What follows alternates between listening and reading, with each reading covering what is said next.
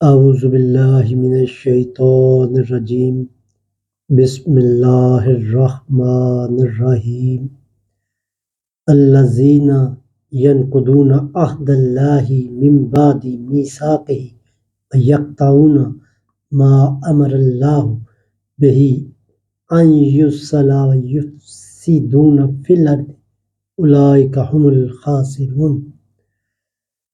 دوستو، سورہ بقرہ آیت نمبر 27 کی تلاوت کا شرف میں حاصل کیا ہے۔ اس کا ترجمہ اور جو میں سمجھا ہوں اس کی تفسیر وہ آپ کے گوش گزار کرتا ہوں۔ ترجمہ میں نے مولانا مودودی صاحب کی کتاب تفہیم القرآن سے لیا ہے۔ ترجمہ ہے: اللہ کے عہد کو مضبوط باندھ لینے کے بعد توڑ دیتے ہیں۔ اللہ نے جسے جوڑنے کا حکم دیا ہے اسے کاٹتے ہیں اور زمین میں فساد برپا کرتے ہیں۔ حقیقت میں یہی لوگ نقصان اٹھانے والے ہیں۔ دوستو، بڑی اہم آیت ہے۔ اس میں ہمیں واضح طور پہ بتا دیا گیا ہے کہ نقصان اٹھانے والے لوگ کون سے ہیں۔ بہت واضح آیت ہے جو مجھے سمجھ آئی جس طرح کی۔ ایک تو اس میں یہ بات ہے کہ جو عہد اللہ تعالیٰ سے ہم کر لیتے ہیں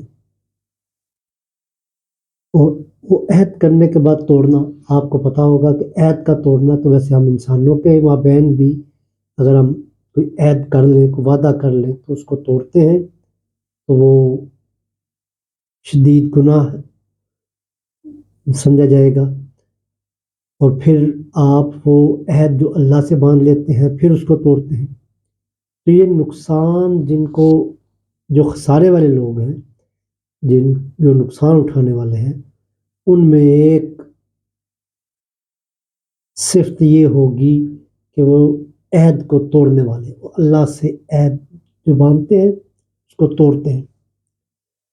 اور پھر وہ یقطعون ما امر اللہ تعالیٰ نے جس چیز سے کہا ہے کہ جڑے رہنا ہے، وہ اسلامی احکامات ہو سکتے ہیں، اسلامی زندگی کے ساتھ جو زندگی یہ ہے آپ کو جس طریقے سے گزارنے کا کہا گیا اس کے ساتھ جڑے رہنے کا حکم دیا گیا ہے، یا آپ کو وہ جو رشتے ہیں اللہ تعالیٰ نے جو صلہ رحمی کے سلسلے میں بیان فرمائے ہیں، آپ ان سے جڑنے کا جو اللہ نے حکم دیا ان سے قطع تعلق کرتے ہیں۔ اور تیسری صرف اس بندے میں یہ ہے جو نقصان اٹھانے والا ہے، اس میں یہ ہے کہ وہ زمین میں فساد برپا کرتا ہے۔ فساد برپا کرنے سے مراد یہ ہے کہ جو معاشرے میں حق سچ کی جو کیا کہنا چاہیے جو قوانین برپا ہیں اس کو کاٹنے کی کوشش کرے، ان کی جگہ جھوٹ کو یا پراپیگنڈے کے بیس پہ سچ کو جھوٹ میں بدلنے کی کوشش کرے، یا معاشرے میں فساد فی الارض پیدا کرے، تو ایسے لوگ خسارے والے ہیں۔ بے شک وہ دنیا میں جتنی مرضی عزت، ترقی اور نام و نمود والے ہوں، لیکن اللہ تعالیٰ کا یہ فیصلہ ہے کہ وہ لوگ نقصان والے ہیں۔ وَمَا عَلَيْنَا إِلَّا الْبَلَاغُ الْمُبِينُ۔